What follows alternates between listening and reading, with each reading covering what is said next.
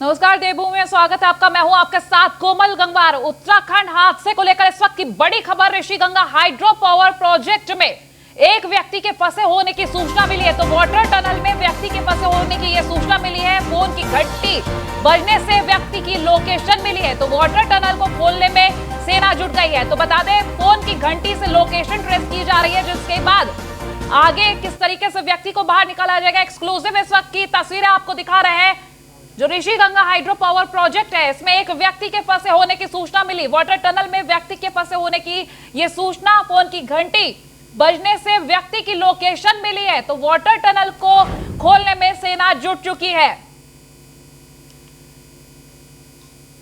Brajesh Srivastava associate editor हमारे साथ इस वक्त लाइव जुड़ चुके हैं, उनसे जानकारी लेंगे। ब्रजेश, जो फोन की घंटी से लोकेशन ट्रेस की जा रही है, किस तरीके से आगे व्यक्ति को ढूंढने में सेना जुटी है?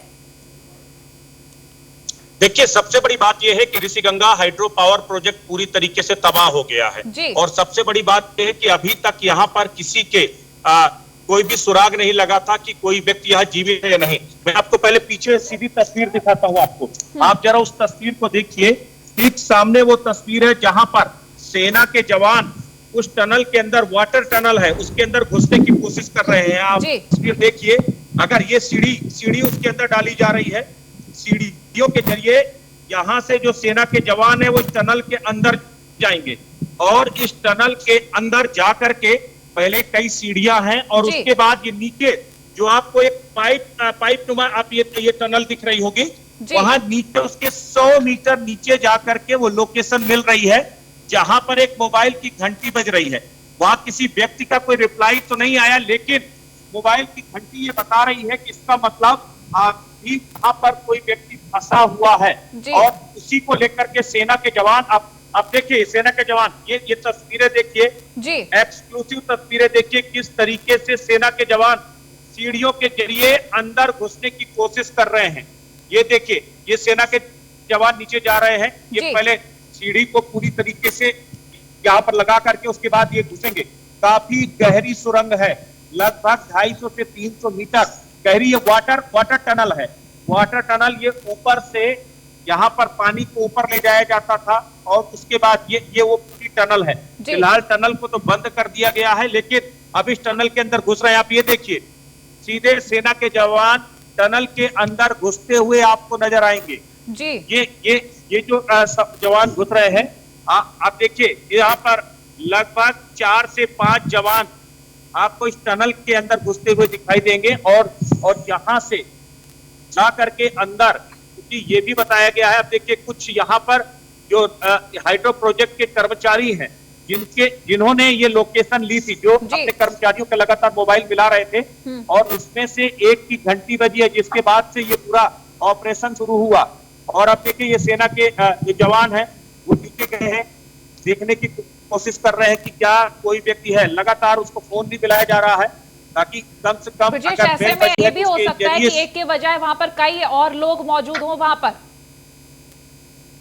देखिए, ये इस बात की संभावनाएं पूरी तरीके से प्रबल है। सबसे बड़ी बात ये है कि आपको मैं कैमरामैन अतुल से कहूंगा जरा वो नीचे टनल दिखाएं, जहां पर वो मलबा दिखाई दे रहा है आपको। दरअसल वहां से टनल खुली हुई थी और जब सैलाब आया तो ये भी हो सकता है कि वहां से लोग बहे हों और बहने के बाद उन्होंने इस वाटर टनल को सहारा लिया। और देखिए यहाँ पर जो इस पे जो सेना के जवान नीचे जा रहे हैं, उसके साथ कुछ सिविल एम्प्लॉय भी है जो इसी हाइड्रो पावर प्रोजेक्ट के एम्प्लॉय है, जिनको अंदर की लोकेशन मालूम है, उस टनल से कहां से रास्ता है अंदर वो जानकारी। अब देखिए रस्सी भी डाली जा रही है और इस रस्सी के सहारे से सारे लोग इस रस्सियों को पकड़ करके अंदर जाएंगे और उसके बाद एक एक करके ये रस्सी डाल करके ये कोशिश की जाए, क्योंकि जहां तक रास्ता है अंदर लगभग 150 मीटर तक तो रास्ता है। और 150 मीटर रास्ते के बाद देखिए एक्सक्लूसिव तस्वीर इस वक्त हम आपको दिखा रहे हैं। ब्रजेश, आप हमारे साथ बने रहिए। इस वक्त एक्सक्लूसिव तस्वीर है, ये लाल घेरे में जो तस्वीर हम आपको दिखा रहे हैं, सेना किस तरीके से काम कर रही है, टनल में घुसने की कोशिश कर रही है। जो व्यक्ति के फोन की घंटी बजी, वहां पर किस तरीके से अंदर जाने के प्रयास किए जा रहे हैं, ये तस्वीरों के जरिए आप सीधा समझ सकते हैं। इस वक्त सिर्फ और सिर्फ न्यूज़ 1 इंडिया के स्क्रीन पर ये एक्सक्लूसिव तस्वीरें हम आपको दिखा रहे हैं। हमारे एसोसिएट एडिटर ब्रजेश श्रीवास्तव लगातार हमारे साथ बने और लाइव तस्वीरें, एक्सक्लूसिव तस्वीरें वहां से पहुंचा रहे हैं। किस तरीके से सेना प्रयासरत है? ब्रजेश, आगे की जानकारी दें, तस्वीरें जी। बिल्कुल, देखिए ये ऑपरेशन चूंकि एक बड़ा ऑपरेशन है, एक व्यक्ति के जीवित होने की संभावना है और उसी के बाद ये पूरा ऑपरेशन चलाया जा रहा है। देखिए अब ये यहाँ से फोन मिलाने की कोशिश कर रहे हैं और सबसे बड़ी बात ये कि अगर फोन की घंटी बजती है तो उसके जरिए से ये वहां तक पहुंचने की कोशिश करेंगे या फिर किस तरीके से ये यहाँ पर क्या फोन नंबर है क्या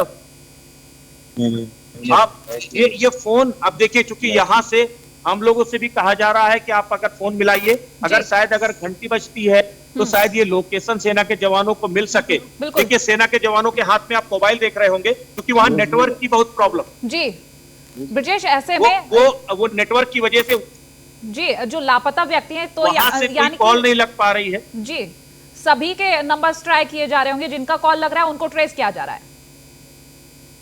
बिल्कुल, सबसे बड़ी बात है आप देखिए जो लोग नीचे की तरफ देख रहे हैं, दरअसल उस मलबे के पास से वहां पर फंसे होने की संभावना है। तो ये जो पूरी आप टनल देख रहे हैं, इस टनल से नीचे उतरना बेहद मुश्किल है क्योंकि ये लगभग 100 से 150 मीटर लंबी टनल है जो रस्सियों के सहारे ही जिसपे नीचे उतरा जा सकता है। तो अब यहाँ पर सेना के जवान रस्सियों के सहारे ही नीचे उतरेंगे और उसके बाद देखने की कोशिश करेंगे कि कहीं कोई जीवित तो नहीं है। तो ये एक उम्मीद की एक किरण मिली है सेना के जवानों को और एक इनपुट पर सेना के जवान इस तरीके से देवदूतों की तरह इस पूरे ऑपरेशन में लग जाते हैं क्योंकि एक व्यक्ति को भी अगर जीवित बचा पाते हैं तो इससे बड़ा काम कुछ और नहीं हो सकता। तो राहत और बचाव दल को एक भी छोटी सी सूचना मिलती है और उसके बाद वो उस पर जो है पूरी तरीके से टूट पड़ते हैं उसे बचाने के लिए, उसे जीवन जो उम्मीद जताई जा रही है क्योंकि जहां से भी जो उम्मीद मिल रही है उस पर काम किया जा रहा है क्योंकि हर जगह यही कोशिश की जा रही है कि किसी भी व्यक्ति को जिंदा निकालने की कोशिश पूरी हो जाए। ऐसे में जो शवों के मिलने का जो सिलसिला जारी था उस बीच अगर ये उम्मीद पूरी होती नजर आती है तो बहुत बड़ी ये उपलब्धि भी हासिल हो सकती है। देखिए बहुत बड़ी बात है। अब देखिए सेना के जवान लगातार नंबर ट्रैक करने की कोशिश कर रहे हैं, नंबर मिलाने की कोशिश कर रहे हैं ताकि अगर किसी तरीके से केवल एक ही कंपनी का नेटवर्क यहां पर काम कर रहा है, बाकी सारे नेटवर्क चूंकि ध्वस्त हो चुके हैं, तो ऐसे में सबसे बड़ी प्रॉब्लम है नेटवर्क की। और अब लगातार उन्हें कॉल मिलाने की कोशिश हो रही है कि अगर कॉल मिल जाती है और तो उसके जरिए से यह पता चल सकता है कि टनल में किस हिस्से पे फंसा हुआ है। सबसे बड़ी बात है कि फोन रिसीव नहीं हुआ, कोई घंटी बज रही है और जो उसकी लोकेशन देखी गई है उसकी लोकेशन इस टनल में आ रही है। तो अब उसके जरिए से न सिर्फ आप अत्याधुनिक तकनीक का सहारा ले रहे हैं, आप देखिए अभी अगर वो नीली जैकेट में जो सेना के जवान के साथ खड़ा एक युवक है, दरअसल वो उस हाइड्रो पावर प्रोजेक्ट में काम करने वाला एक सुपरवाइजर है और उसी को सबसे पहले वो सूचना मिली थी और उसके बाद उसने सेना के जवानों को बताया और उसके बाद सेना के जवान इस पूरे ऑपरेशन में जुट गए हैं बचाने के लिए, ये देखने के लिए कि क्या कोई व्यक्ति जीवित निकल पाता है। सबसे बड़ी बात अगर मोबाइल चल रहा है तो जीवन भी हो सकता है वहां पर। ये कोशिशें लगातार चल रही हैं और इसी के लिए, इसी को लेकर के ये पूरी मुहिम वो चलाई जा रही है और फिलहाल सेना के जवान इस ऑपरेशन में लगे हुए। बिल्कुल, तस्वीरों के माध्यम से साफ जाहिर हो रहा है कि सेना अपनी तरफ से कोई कमी नहीं छोड़ रही है, हर वो कोशिश कर रहे हैं बस ये जो उम्मीद मिली है व्यक्ति के मिलने की ये जरूर पूरी हो जाए। ब्रजेश, बिल्कुल एक छोटा सा इनपुट आप सोचिए, यहाँ पर बहुत सारे लोग भी हैं, मैं वो भी आपको दिखवाऊंगा। सबसे बड़ी बात यह है कि वो खुशनसीब है जिसका कोई उम्मीद लग गई। यहाँ पर भी बैठे हुए कुछ लोग हैं कि अब देखिए यहाँ से हिमाचल से आए हुए कई लोग हैं। आप ये देखिए अपनों को ढूंढते हुए यहाँ पर जो है आए हुए हैं, ना तो कोई इनपुट्स मिल रहा है ना किसी तरह की कोई उम्मीद निकल रही है। यहाँ पर कुछ लोग हैं जो हिमाचल से आए, मैं उनसे भी बात करूंगा कि आप एक चीज ये बताइए, क्या नाम है आपका? पुरुषोत्तम दास। तो आपके यहाँ से कौन जो है गायब हुआ है? अच्छा, दो ब्रदर थे। तो आप यहाँ से भी गायब हुए हैं? क्या नाम है आपका? कहाँ से आए हैं आप जी?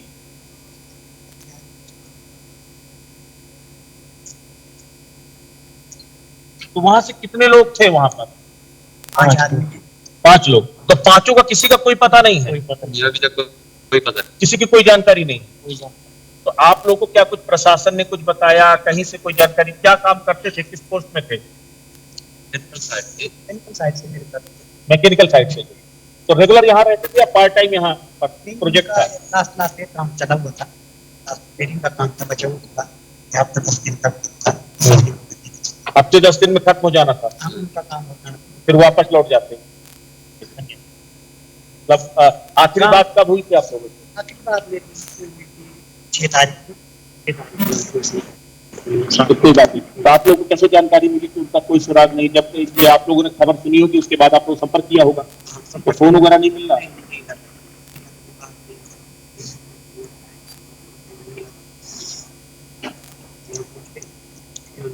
आप यहाँ से कौन गए? मेरे तो यहाँ ब्रदर है। अच्छा, तो वो किस पोस्ट में थे? मैकेनिकल वो भी थे? अच्छा, तो मतलब कोई सुराग नहीं लग रहा है। तो आप बिल्कुल देखिए कि यहाँ पर देखिए बहुत सारे लोग हैं, ये भी ऊपर भी पीछे बैठे हुए हैं, बहुत सारे लोग जो अपनों को खोजते हुए यहाँ पर आ रहे हैं। ना जाने कितने परिवार, ना जाने कितने लोग ऐसे हैं जिनके अपने इस वक्त यहाँ पर लापता है, कि कोई जानकारी नहीं मिल पा रही है, उनको किसी तरीके से कोई सुराग नहीं मिल पाया।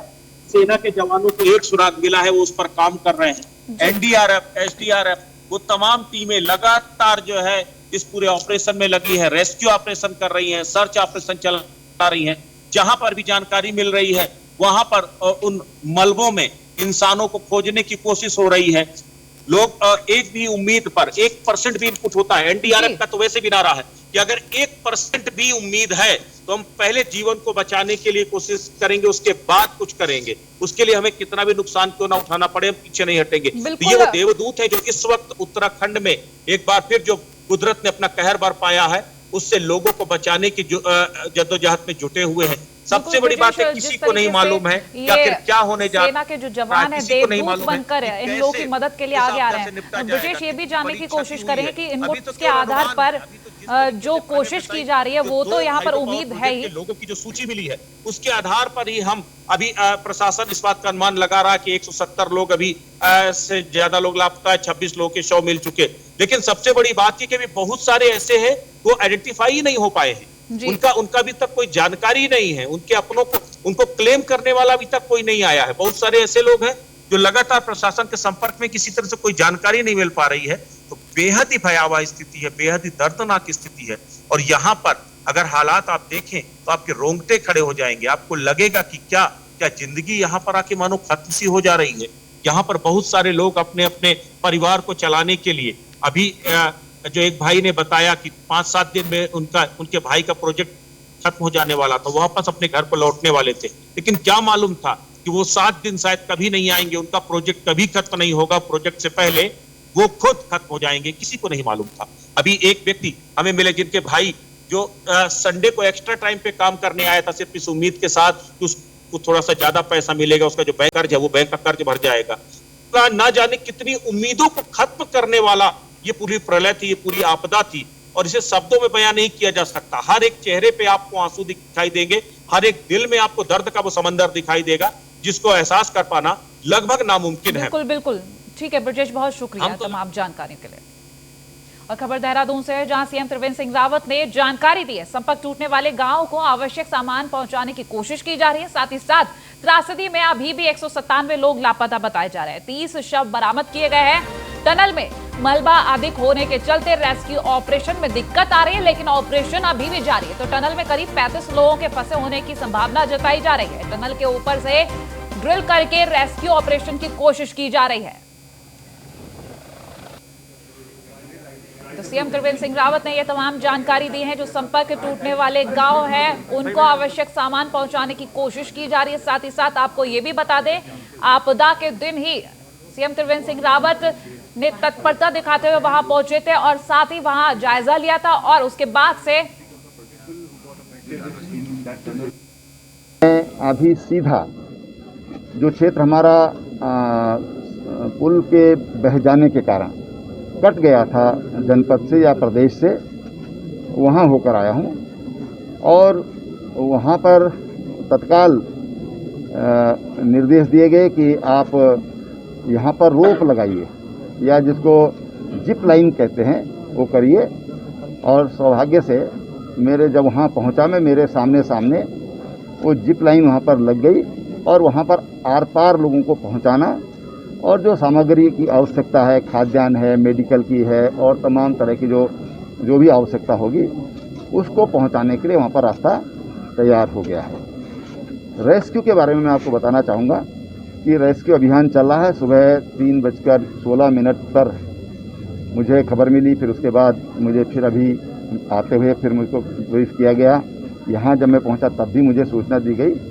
अभी तक जो मिसिंग हैं वो अब जो रिपोर्ट अब जो सामने जो उनके नाम आए हैं तो 197 लोग ये मिसिंग थे। उनमें से अभी जब मैं देहरादून में पहुँचा तो एक शव अभी और बरामद हुआ है।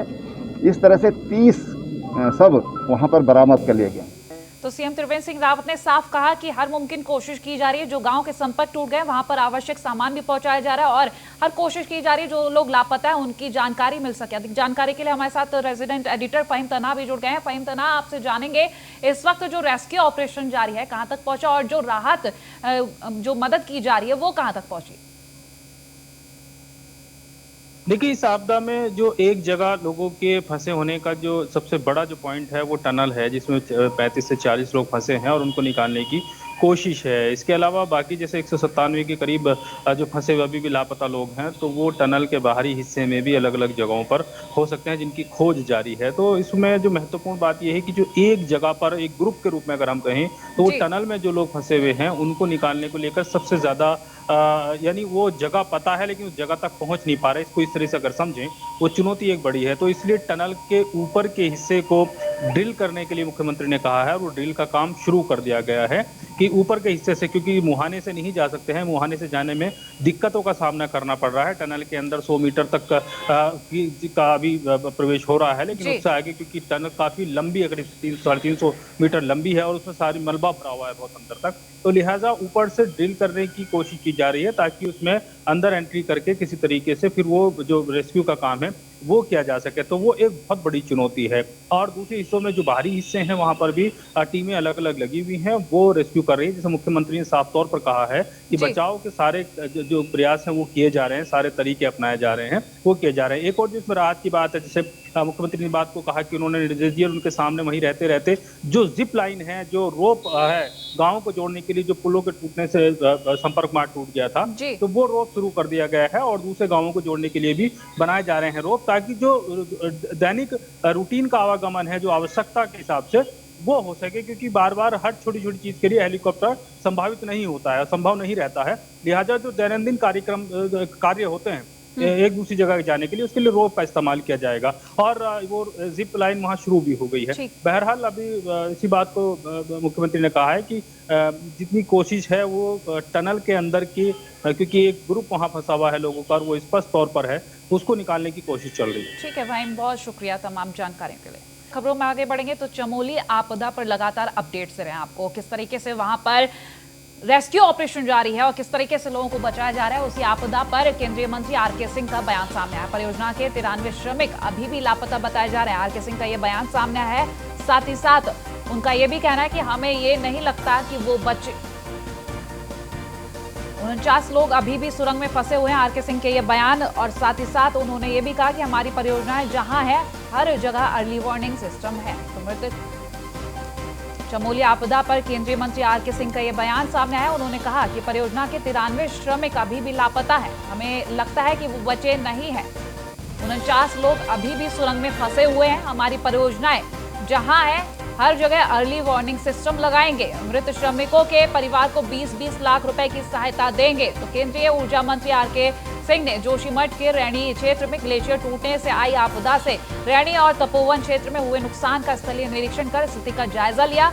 आपदाग्रस्त क्षेत्र से लौटते हुए जौलीगंज एयरपोर्ट पर मीडिया से अनौपचारिक वार्ता करते हुए केंद्रीय ऊर्जा मंत्री आरके सिंह ने बताया कि आपदा प्रभावित क्षेत्रों में rescue work, ITBP, army, NDRF, SDRF और स्थानीय पुलिस द्वारा आपसी समन्वय के साथ काम किया जा रहा है।